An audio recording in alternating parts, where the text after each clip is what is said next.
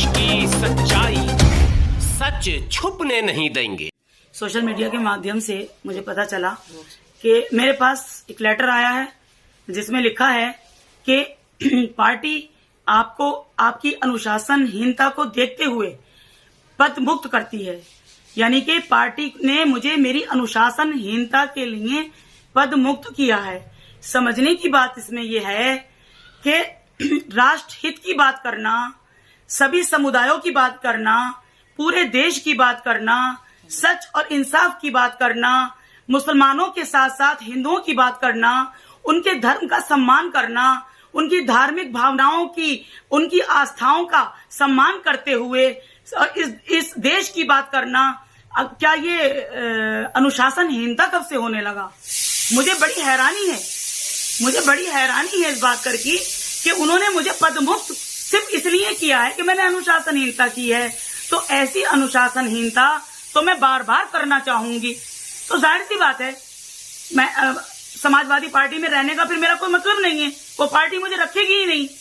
आज बस से निकाला है, कल मुझे पार्टी से निकालेगी। तो ऐसी पार्टी में तो मैं खुद नहीं रहना चाहती, जहां मैं सच नहीं बोल सकती, जहां मैं अपने हिंदू भाइयों की बात नहीं कर सकती, जहां मैं इस देश की बात नहीं कर सकती, जहां मैं राष्ट्रहित की बात नहीं कर सकती।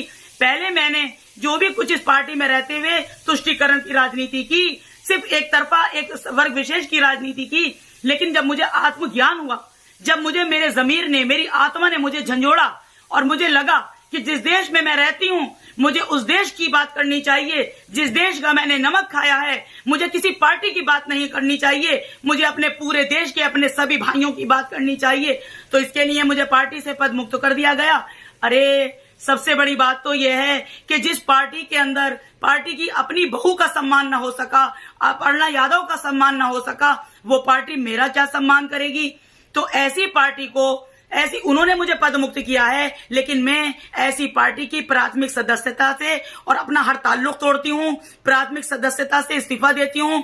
मैं ऐसी पार्टी में बिल्कुल भी रहना नहीं चाहूंगी। मुझे कभी कुर्सी का लालच न था, न है, न मुझे पद का लालच था, न है। मैं तो हमेशा से एक सोशल वर्कर की हैसियत से, एक लेखिका की हैसियत से, एक कवित्री की हैसियत से भी मैं हमेशा अच्छा काम करती रही हूँ। लेकिन मुझे लगता था कि समाजवादी पार्टी में रहकर मैं अपने दिल की बात नहीं कर पाती थी, मैं अपनी आत्मा की बात नहीं कर पाती थी और मैं राष्ट्रहित की बात नहीं कर पाती थी।